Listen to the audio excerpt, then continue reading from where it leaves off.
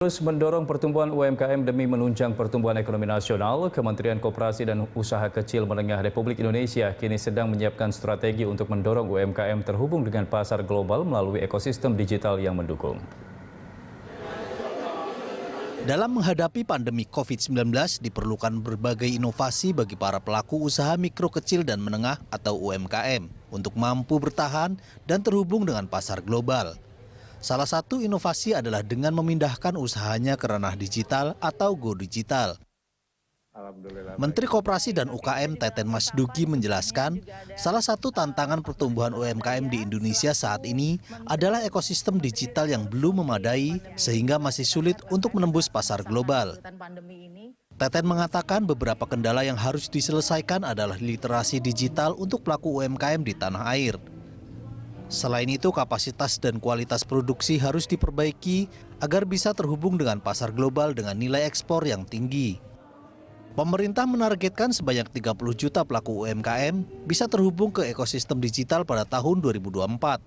Hingga Mei 2021, tercatat sudah ada 13,5 juta UMKM yang terhubung dengan ekosistem digital. Nah, strategi kami sekarang, kami akan coba yang market demand-nya ada, produknya ada, tapi belum terhubung karena ada faktor tadi.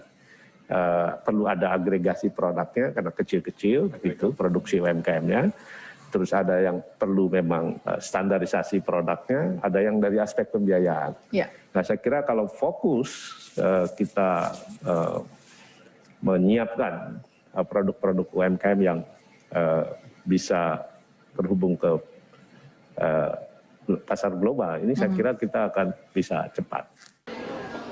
Pelaku usaha di industri berskala besar juga diminta untuk bekerja sama dengan UMKM dengan menciptakan rantai pasok industri yang melibatkan usaha kecil.